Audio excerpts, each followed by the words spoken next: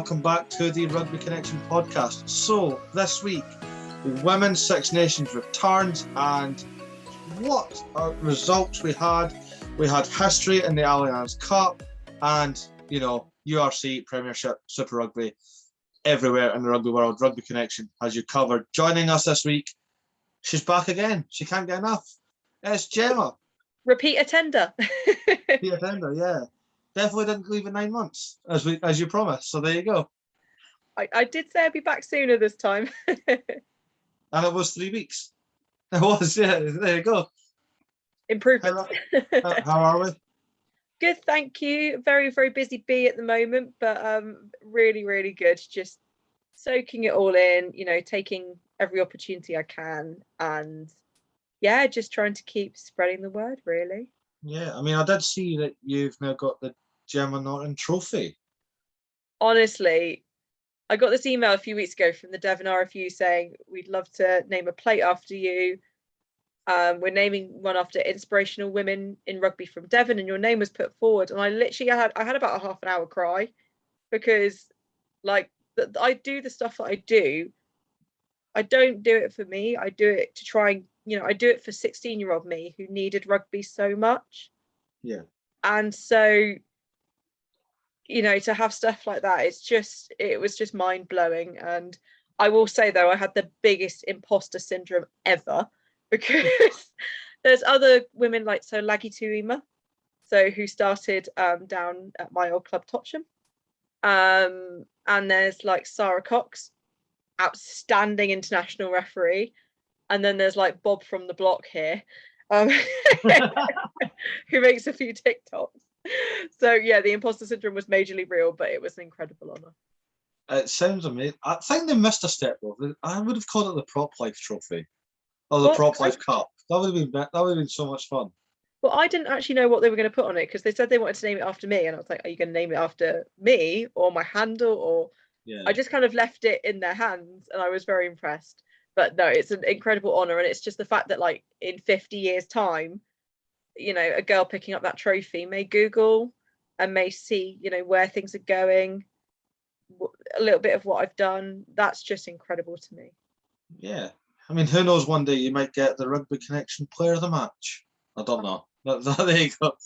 Hydration specialist of the match. Oh, nice.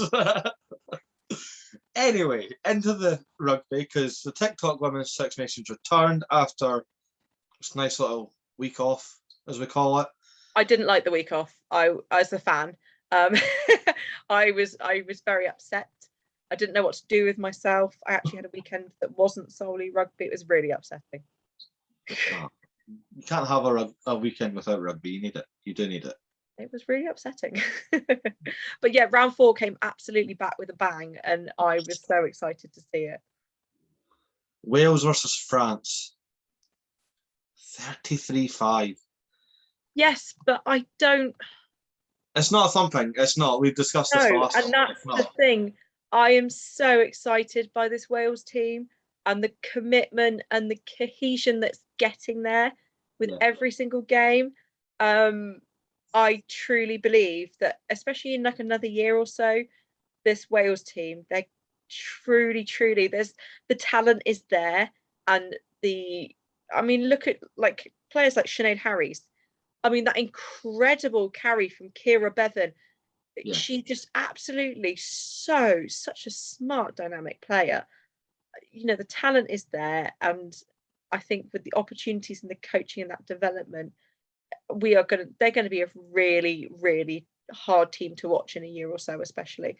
And I think they've had much worse scores put against them by much previously by much less threatening teams. France, we always know whenever France come on the pitch, France they're going to carry hard. They compete hard, and they bring that physicality. So I personally was really, really impressed with Wales. Yeah, I can't agree more. But sticking to the French, Laure Sanzou again, she is fantastic, and Chloe Jacquette, the fullback. Yes. What a run in, what a step. the wheels on that girl. She's as quicker, as I always end up somehow saying on this pod. I'm like, she runs at the speed my brain thinks I run at. She's just incredible. I love that saying though. It runs faster than my brain. So my brain thinks my brain's like, yeah, you are Chloe Rowley. You are, Jazz Joyce. And then the reality is like, maybe if they were having a really off day. I mean, fair, but I mean, to be fair, she is on the 7th circuit as well as Chloe. I did hear that in commentary after that beautiful try. I was like, oh, she does this in the 7th. I was like, oh, no wonder she's rapid. Yeah, but I think the 7s to 15s transition can be a lot harder than people anticipate. Oh, definitely. In my entirely unprofessional, unseasoned opinion on that, as someone whose entire in 7s experience is usually in a Hawaiian shirt of some variety. But it is a hard transition, and not everyone finds it very natural, I don't think. So having a player who's done that and who takes that ability to find the space and then not only find it and utilize it so well, I think that's the kind of smarts that 7s players bring to 15s. Yeah. But I also think it's important that we recognise not every player that does that transition can do that. No, that's fair. But France march on, still undefeated in this tournament. We go over to Parma, where miserable for me. Italy 20, Scotland 13. It was a good game, but the weather was absolutely horrific. Oh, it looked it. It absolutely looked it. But again, I was so proud of this Scotland team. I love seeing Italy play at the moment. Their backs are so smart and so dynamic, and I think again with a little bit more cohesion and some contracts, and some contracts, they will really, really develop further. Again, another team I think will be really exciting to watch. But again, Scotland, so exciting, so exciting. That's the tightest scoreline they've had all tournament, and they grafted for it. They absolutely, they are a team of grafters, and I respect that so much. My favourite bit was Emma Wassell scoring and shouting at the ref, "I've got it down! I've got it down!" I love that. That was literally me. When I hope in my rugby career, I'm that forward that like runs in and sets up tries. So I don't tend to score tries, if that makes sense. Yeah. I'll run in, like take in like 4 or 5 people. Have like I'm usually somewhere at the bottom of a ruck, getting squished. And so the one time I scored a try, I literally was like, I put it down. I did it. I did the thing. I did it. I actually did it. So I totally relate to that. But watching her come back from injury, she's such a big ball carrier. She brings so much to that team. And what comes... how she's back this week? I was at the Scotland France game, and she was water supplier that game. Yeah. Wrist heavily taped, and I asked her at the end, I was like, "What did you do?" She ruptured the ligaments in her wrist, and she's left. She was out in 2 weeks. That's bionic. That is a lot of rupturing for like several Yeah, no. But going to Italy, I mean, Melissa Bettini with a try, and the player of the match, Michaela Solari, what a boot she has on her. And a very funky strum cap. Like, I know you wear the nice red one, but I think you might need to go for the polka dot one. Oh, see, I debate this. I might have to have like on rotation, because I love my red Canterbury one. And when I was speaking to Canterbury about like scrum caps and stuff like that, I said, my club colours are red and black, which are obviously very similar to your colours. So, something of that ilk would look really good. Yeah. And they were like, yep, here you go, red scrum cap, which I've now had full fun testing on my TikTok. As you may have seen with what have I done so far? Headbutted doors. The ice bucket challenge, you brought that back. I've seen that. Mr. Proplife, that was his favourite way to start a Saturday. Waking up, babe, can you chuck a bucket of water over my head? it was like all his Christmases had come at once. But yes, I may have to get a spotty one to put on rotation. Get a customized one. The Proplife. See, that could be a great merch move. I think, you know. Proplife scrum caps. Prop life Yeah. Score tries, eat pies. So. For the sesh. I do it for the beers. I'd be so good. Patent pendant. Variety of colours, different font. Yeah. Love it.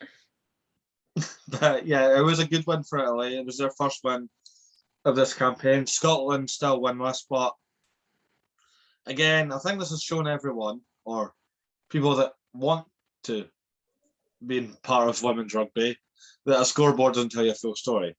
Because I did tell you this before we started recording, I did have some some Neanderthal caveman. Oh, there's no point giving women money because it's a wasted investment. Shut up.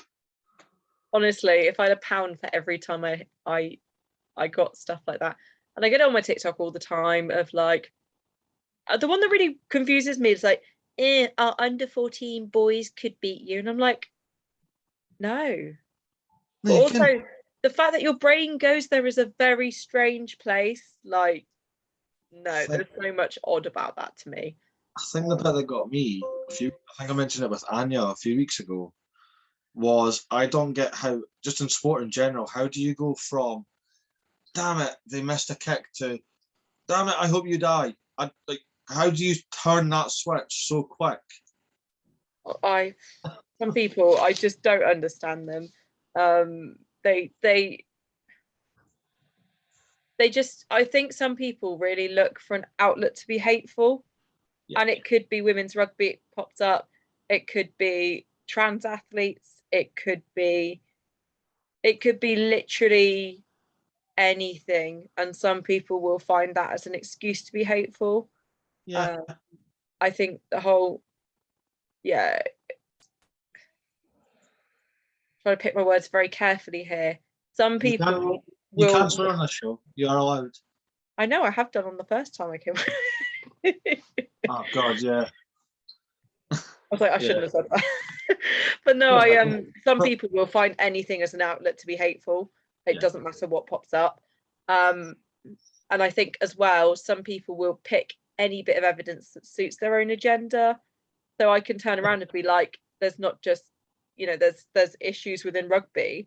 And I've had people threatening to come and like banging my front door because I said that. Yeah. And I was like, calm down, Kyle, you're about 12. Like, no. Yeah, I remember you dealt with us. Come on, mate. Like, yeah. But we move. My big thing is like people like, I get trolling differently because I'm not the enemy. I'm not saying you are, but you know what I mean. No, I know what you mean. So I'll get and I'm like, yeah, but like, would you say that to my face? Like, would you say it to my face though? No. 99% of them honestly wouldn't. They look for a reaction. So I've got a much stricter like block policy than I used to. I used to kind of like give them a bit of sass and stuff now, but now I do a delete and block because honestly, those people, they don't deserve my time. And they don't deserve to have the little ego trip that they need fed. But what I do is screenshot their comments and send it to their rugby clubs because that is not in line with the rugby values. Yes. Yes. What's that I do? I either go, that's your opinion. That's always my favourite one. Just reply with, that's your opinion. Sometimes I go like, or thanks for commenting. Like, thank you for your comment. And then other times I will just, if you've caught me on a bad day, I will just, no, you're wrong. I'll never swear in a comment, but I will just be like, fuck off, you're wrong. I had someone who left a stream of hateful comments on one of my videos a little while ago. But I went onto their TikTok just to have a little nosy to see if I could work out who it was. And they had their Instagram linked to their TikTok. Yes. Then I went on his Instagram and worked out which rugby club, because also as well on his profile and everywhere, had a massive photos of him in his rugby club badge, just like I've got now. So it took me about 2 minutes to work out where his rugby club was. And I didn't do anything harsh, but if anything, I probably did him a massive favour, because I don't think some young people realise how much trolling comments will come back to bite them in a few years. Yeah. So I just took screenshots of the comments and turned around to the rugby club and went, someone who has got your logo emblazoned all over all of their profiles is leaving these comments. I know that that's not reflective of your club, and I know that's not reflective of the rugby values. Yeah. Please, could you have a word? And they were great about it. They took it very, very seriously. They did everything I could have asked for and more. So it's great to hear. I mean, basically, I think we've all said this at some point on this show. Don't be a dick. Yeah, I just don't get it, because like, if in doubt, just honestly just scroll on. I've said to people I consider friends, if you don't want to see what I'm doing right now, I will not be mad if you unfollow me, because I'm posting a lot, I'm doing a lot at the moment, because that's where I'm at. But I also understand that not everyone wants to see that on their feed. And if you don't want to see what I'm producing on your feed, fine, just unfollow me. I don't get the point in leaving hateful comments. There's stuff that pops up on my TikTok. I'm like, not really a bit of me. Yeah. There's no point me leaving hateful comments, because I don't really hold any hate. I just we scroll on. Sorry, Gemma, you are getting unfollowed. No, I'm joking. Last game of round 4. Yes. I don't know where to start with this. The Red Roses, absolutely dominant, right, against Ireland. Yeah. It was 10-0 at half time. Yes. Full time, Ireland 0, England 69. What happened? What was told at half time? I think the Irish defence was really, really strong in that first half. To have such a low scoreline against the Red Roses. Yeah. I then, you look at who scored as well. You've got Hannah Bottoman bringing in tries. You've got my brain's just taken a total walkabout. But you've got like Lark Davis scoring tries left, right, and centre. You've got Poppy Cleo bringing in a try. Yeah. You've got, it was a day for the forwards. It really, really was. And that comes through hard carrying. That comes through those big carries, those big, the people that we know make themselves impossible to tackle. Yeah. I mean, I'm just going to talk about the Red Roses for this, because there was so much to talk about. The big one, the GOAT, number 13, Emily Scarlett, 100th cap. I'm saying it now. I'm making a bold prediction. She will be England's most capped player ever. Ooh, you think she's going to get over Rockies? She's going to surpass Sir Leonard. Jason Leonard. Jason Leonard. She's going to surpass Rocky Clark, and she will beat Ben Youngs. See, I don't know whether she'll get to that stage, because when you look at the statistics, that's a few years away. And she was saying on Good Scaz Rugby a little while ago about aging and rugby, and things not feeling quite as they did understandably a few years ago. But do you know what? I really hope she does, because she absolutely deserves it. She's an absolute grafter, and she brings so much more than just rugby. She brings leadership. You can see that the way that every single person speaks about her, she inspires, and that's the kind of player that they get capped. Alan Wynne-Jones is a prime example of that.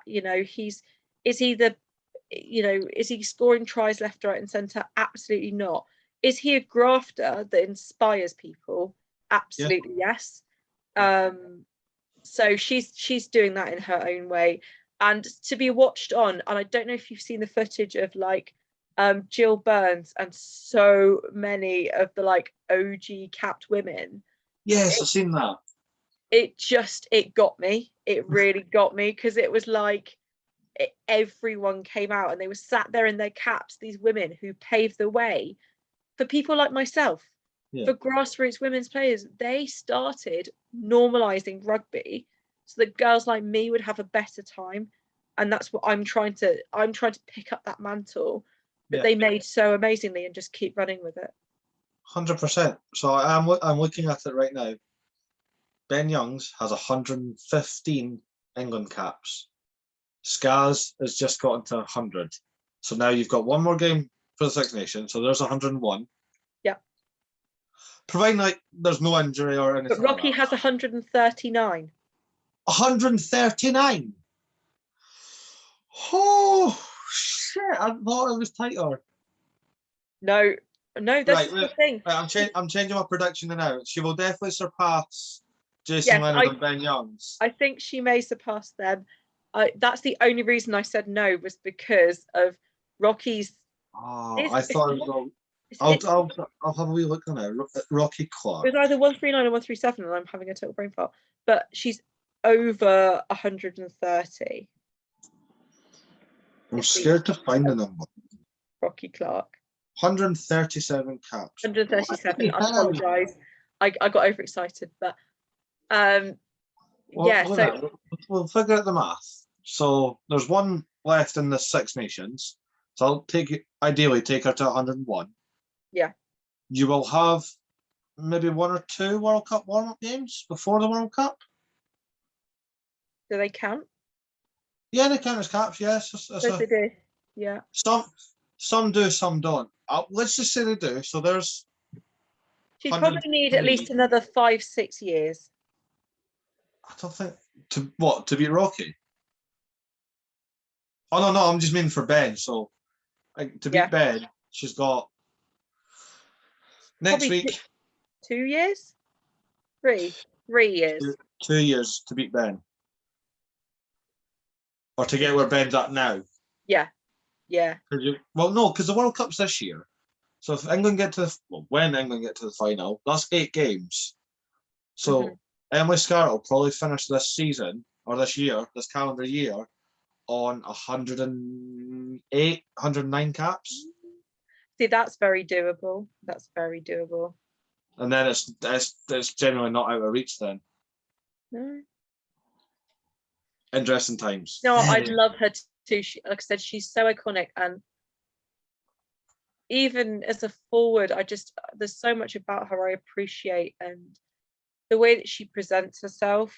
She's just class. I was really lucky to be in an O2 and Lab Bible call with her a few years ago, and she was just class the whole time. She, she's aware of the impact that she can have, I think, especially with those younger girls, and she's awesome. Got a lot of love for her. Is she the GOAT? She's the backs goat. For me, Rocky is the forwards goat, because 137 caps, but she is absolutely the backs goat. I would just say I kind of started doing like personal accolades and all that as well. When you talk about like greatest of all time, like what's this going to be, our 5th Six Nations title potentially? Yeah. She's won the World Cup. She was World Player of the Year. Olympian. An Olympian, yeah.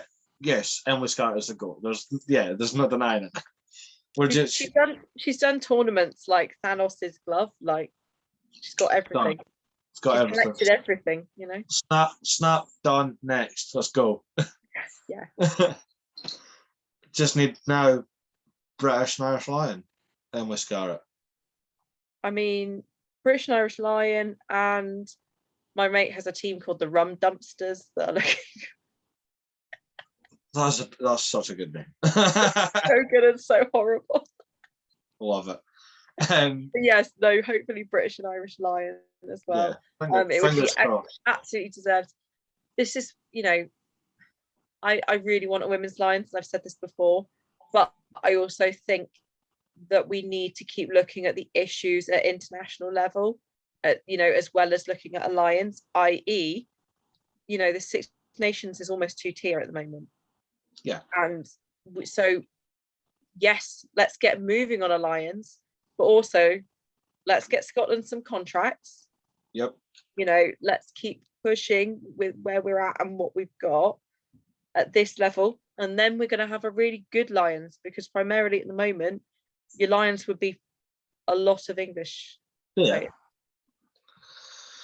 We will get there. We will, and I'm really excited to see it.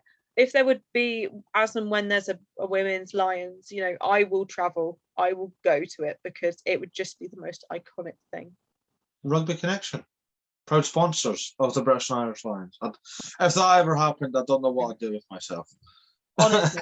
So, history was also made at Sandy Park this weekend. Gemma, you were there. Exeter Chiefs.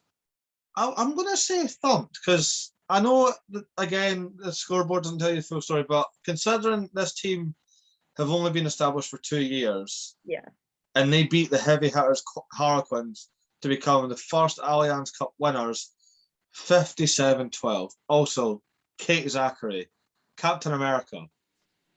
There's so much. I mean, I was lucky to be there. So it was incredible. It was a lovely crowd. It was one of the record crowds for our women's games at Exeter as well. They are building and building, and it's such a lovely crowd. I mean, I'm so lucky that every time I go there, I end up taking selfies with about 9 different people.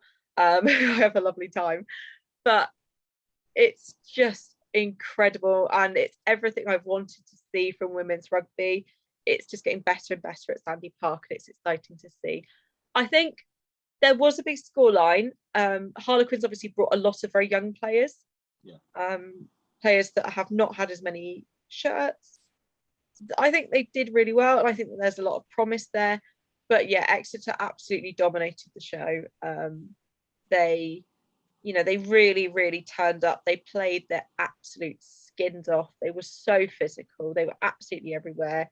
You've got dangerous people, people who, if you give them a millisecond, you're in trouble, like Kate Zachary, Janine Deteveau, who's had a belter of a season this year.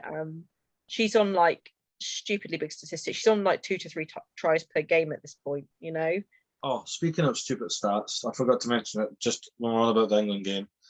Lydia Thompson. 42 tries and 52 caps. Are you kidding me? Insane. Actually, speaking of, I'm a big stat man this week. I've been looking it up. Red Roses, 22 wins on the bounce. This tournament alone, so in 4 games, they have scored 258 points. They have scored 42 tries. The game against Ireland had an attendance of 15,836, which is a record attendance for an England women's rugby game. Yeah. They've conceded 2 tries. 2! Yeah.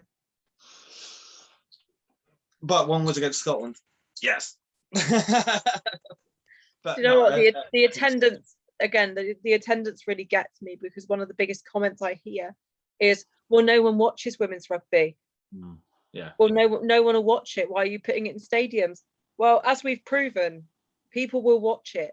As Shauna Brown said at the end of last season, women are proving time and time again, if you give us a platform, you give us that little bit, that little tiny taste of what we can do, we will show you that we'll turn up and we'll use it.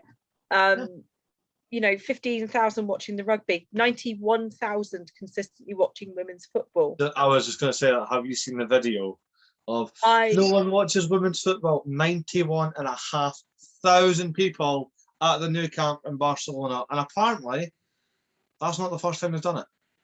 They've done it quite regularly this season. It's been 90,000, 91,000. I think I've seen 97,000. So 91 was the record, I believe. That was the record breaker. But they honestly, it's showing. And like women's cricket as well. I'm not sure of all the statistics on that, but there have been record-breaking crowds at that. And it's, as I said, it's just showing that when you give these women platform, and if you do start to show it, and it's literally asking for the bare minimum, it's like putting it more on primetime instead of the back of BBC Sport. Just doing stuff like that is just so important. Giving us access to stadiums. The vibe when I went to Wales v Scotland was just incredible. And I'm very excited for what's to come. Yeah, it's here. It's going to take over. And if for those that don't like it, find a new sport, find a new hobby, because you're going to get left behind. Anyway, going round the world of rugby because it keeps on turning. Another week, more drama, more heartbreak if you support Exeter. Can't get both doing well. You're just not allowed. So I think sadly, this season, the season for Exeter, it's been a real developer season. We've had a lot of these young players coming through. We've had a lot of very senior, very established players on the move. And we've got obviously more players on the move, as you've probably seen with Don Armand retiring. yes. I shed a little tear because Don is one of my Exeter loves. He's a lovely, lovely man. I've had the privilege of meeting him quite a few times. Yeah. When I was first getting into rugby, he was very lovely, very encouraging. And he's been an absolute stalwart at Exeter Chiefs. He's one of the most consistent people. Yeah. When you put Don Armand on a pitch, you know exactly what you're going to get in the best ways. Like, you're going to get that big physical player who would literally run in front of a double-decker bus for his club. Yeah, he would. Yeah. He would. He'd run in front of a bus, and to be fair, I think the bus would come off worse. That man is nails.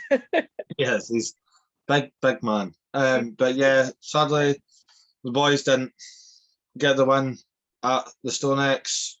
Saracens with a pretty solid comeback in the second half, 38-22. Champions Quins beat league leaders Leicester Tigers 26-20. Yeah. Bath Rugby 17-6 up at half time, just to get beat 36-31 by Northampton Saints. I don't know what is going on with Bath this season, and I cannot wait for the new coach to arrive. And that's coming from an Exeter fan.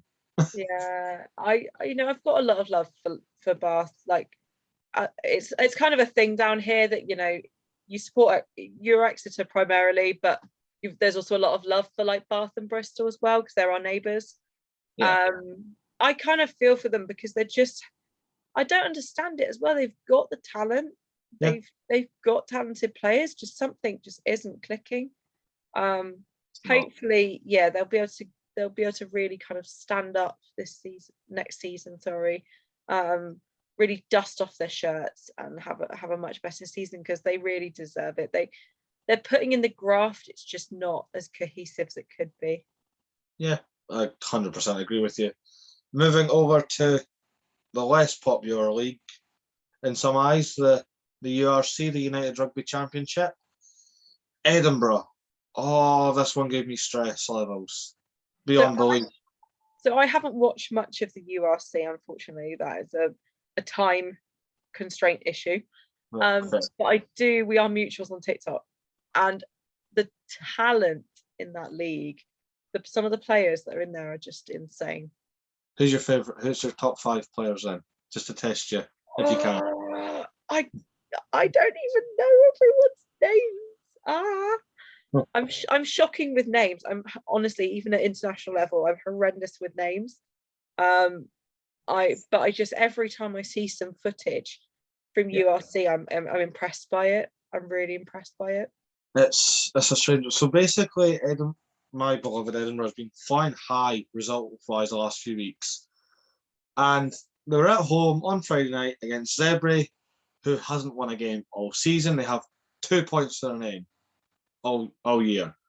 Yeah. It's written in the stars. It's going to be a thumping. 29-26 win to Edinburgh with a last minute penalty. That was high level stress. We walked away with 5 points that we needed, but oh no, don't do that again. I could feel your anxiety from it. Yeah, no, I wasn't able to go this week, sadly, but I did watch it at home, and I'm just sitting there we were our own downfall. Like, we went down, we scored a try in the first minute, and then 10 minutes later, we get a man yellow carded for a dangerous tackle. Yeah. And then right at the start of the second half, we get a man red carded. So you've essentially played 50 minutes of rugby, a man down. And that's hard for it, regardless of who you're against. So yeah, we squeezed that one out. What was the red card? What was the red card for? Do you feel it was really a red card, or? Oh yeah, he cleared the boy out of a ruck. Marshall Sykes absolutely obliterated the Zebra player in the ruck. He knew he wasn't going to win it, and just absolutely killed him essentially. And it was when you see it in live action, you don't really have a gist of it, the way it's filmed and all that. So as soon as they showed you the TMO, I was like, oh, that's a red card. And yeah, it didn't look great. He did his walking orders and but it's weird because not many teams have won over in South Africa this year. It's very hard to do so. Edinburgh were the first team to do it.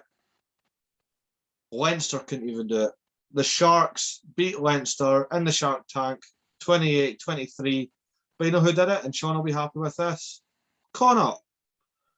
33-30 against the Lions in South Africa. Fair play. So somehow the Minnows, Edinburgh and Connacht, only teams to win in South Africa. That's incredible. That's not random, but definitely unexpected. Had to be Rugby Connections teams to do it though. It just had to be. You couldn't write that any better. Actually, we've all won this week for Rugby Connection. Nice. Edinburgh's won, Connacht's won, Exeter Chiefs Ladies won. That helps me and you. Harv's a big Harlequins fan. They got the win over Tyke. Yeah, we're all flying high this week. Nice. Honestly, it made me so happy to see the Chiefs women win because over the last 2 seasons they just have become more and more cohesive as a team. Yeah. And it's so nice seeing girls that are local talent in there. It's what I've wanted for local girls. You know, they need to be seeing these players. You know, it's the whole if they see it, they can be it. And it's so. I know you're a big social aspect of rugby as well, Gemma. If COVID wasn't an issue, I think we would have all been there. So in Super Rugby this weekend, or last weekend, sorry, it was the Super Weekend. I say all 10. It was meant to be 10. No, all 12, sorry, but there was only 10 that could go because of COVID. Yeah. All 10 participating teams in the same city for the weekend of rugby. Oh, it sounds amazing. Friday to Sunday. We love it. We start off strong. I mean, Chiefs put 50 on the Waratahs, 51-27. That was such a weird game. There was 2 intercepts, one for either side. And Jonah Lowe, the winger for the Chiefs, got 4. Walking bonus point, as I called him. Amazing. Walking bonus. I like that. Walking bonus point, thank you. The Blues beat the Fijian Drua 35-18. Again, another interception, Rico Ioane, and a celebration. Some people would call it disrespectful. I thought it was funny. What did he do? So the interception came from about the 10 on the Blues half, and he was gone. Yeah. Dotted the ball down and okay, cool. Like you read it out their playbook. I was like, love it. The disrespect. I love that. I think that's funny. I thought it was funny. I don't think that's like unnecessary disrespect. Do you know what I mean? If he'd have been like, I don't know, putting a middle finger up at the crowd, like that's not necessary. No. As soon as the ball went down, he was like, oh yeah, that's what I did. Yeah, cool. And then just carried on. I was like, brilliant. That is so smooth. I love it. This was a strange one. So the Queensland Reds were 17 points up against the Hurricanes. Did they win? Nope. Full time, Reds 17, Hurricanes 30. How? What? Just how? And it was another day at the office for the Crusaders, who beat the Melbourne Rebels 42-17. The game I want to talk about is actually the game that never happened, sadly. It's Moana Pacifica versus the Western Force. Now, we've been fortunate enough to speak to a few of the lads at the Western Force, and Byron Ralston, the interview came out last week with him. He messaged me that they're all ready to pack, and I'm looking at the fixtures, like, all right, cool, I can get up and watch it. I woke up the next day, Western Force weren't getting to go. They had too many COVID positive cases. Oh no. They brought in some academy players. They managed to get a team together to initially go. They got academy players in. They got boys from like local Perth teams or Perth universities to come in and get their big shot. And the morning of leaving, 4 more tested positive. So there's not enough. They weren't allowed to go. So that sucks. But I mean, could you imagine that? Just all of us getting drunk on the socials in Melbourne, watching the rugby for the weekend. Well, my absolute dream is to go out to the Rugby World Cup this year. It's obviously upcoming. You're taking me. I mean, I think Mr. Proplife may argue about that. Mr. Proplife has. Oh, I'll go with you. Not in place of. I will go with him. Yeah, Joe, we'll put you in the suitcase. That's fine. But no, that's my absolute dream because it's, you know, everyone has kind of like a rugby bucket list. Yes. Like, even if they don't call it that, they have kind of, everyone has their little thing that they want to achieve before they stop playing rugby. Yeah. For some people, it's very small. It's like scoring 3 tries. For some people, it's, you know, I want to play in a red rose shirt like Zia Lima. One of the things on my rugby bucket list is going out to New Zealand to watch rugby, and I'd love to play a game in New Zealand because I think I would just get absolutely run over, but I'd have a great day. I would get run over, but I'd have the best time. So I'm hoping that maybe a New Zealand rugby club will come through and let me go and do a game with them. Something like that, you know, something will come through post Six Nations. You know, that's the dream where I'm at right now. Never say never. I mean, I think, what was it me and Sean said the other day? I think this is more just a mutual dream that Rugby Connections. Yep. I think get us all as Rugby Connection at the 2031 World Cup if it's in the States. Nice. Yes. Go stateside. Yeah. Cover it all. But yeah, that's so good. It's been a mad week. That's been a mad week of rugby. That's everything. We've got Women's Six Nations done, dusted for another week. It's a big one next week. Yes, it is. Are the Red Roses going to Grand Slam? Yeah. Yeah. I'm very excited that I'm going to be there. The Rugby Connection podcast is actually the first to hear about this, but I am flying to France on Saturday morning to go and cover it on behalf of the Women's Six Nations. I'm so jealous. It's honestly, it's the call you dream of. Like, yeah. It is the call you dream of. It's, again, my rugby bucket list come to life. Yeah. So yeah, I'm going to be out in France this weekend. I'm so jealous. Actually, we're all reunited this weekend. Actually, you're all which? Sorry. Well, the boys are reuniting this weekend coming. Please. So Sean's across for the Edinburgh Ulster game. Amazing. Can't wait for that. So yeah, I don't know if Harv's coming up. He might be. I don't know. He's got money. Got money like that.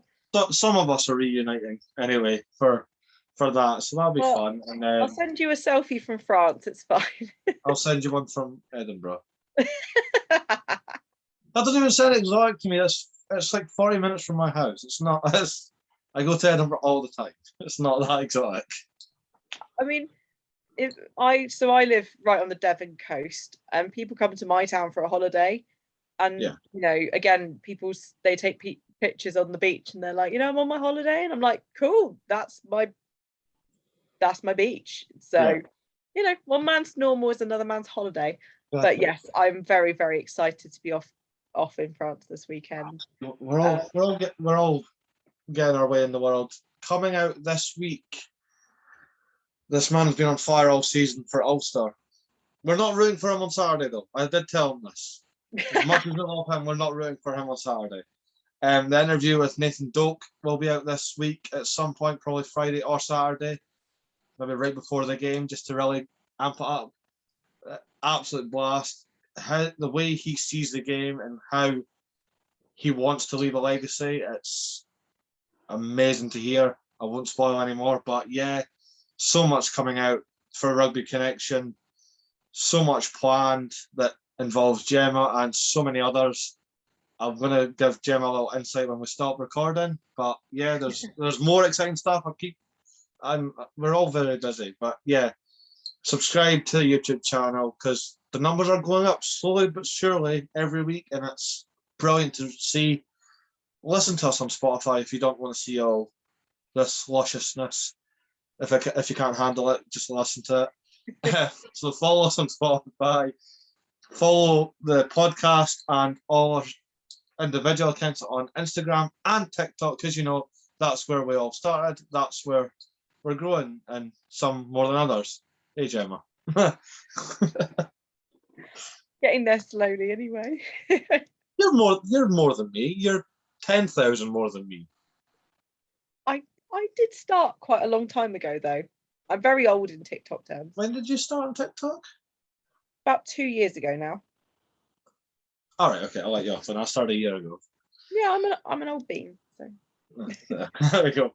But yeah, share, like, just comment, interact with us. That's the whole point. That's for the fans, by the fans. It's not just a slogan. It's a lifestyle choice. The life motto. And when you hit 20k on TikTok, I'll get that tattooed.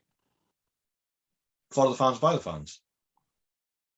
When I hit 20,000, you're never getting that fucking tattoo. It's a deal. I've shaken on it on air. You have it on air on the Rugby Connection podcast. When Rugby Connection pod hits 20,000, I will have for the fans. Oh, when the pod hits 20,000, or when I hit 20,000. When the Rugby Connection, which one's on higher? We're all on higher individually. The pod's not even at 1,000. Okay, so when you hit 20,000, then. When I hit 20,000. Yeah. There you go. When you hit 20,000, I will get for the fans, by the fans, tattooed. Done. You know what? What number are you at now? I'm at 17,600. Right. So when you get to 30,000, I'll do it. What, you'll get the Proplife tattooed? Yeah, just a small. Doesn't have to be massive. Just a little. I'm gonna screenshot this and I'm gonna put it on my TikTok. There you go. You're gonna have that tattoo by August. That's fine. That's all good. But this has been the Rugby Connection podcast with the Proplife, and we will see you next time.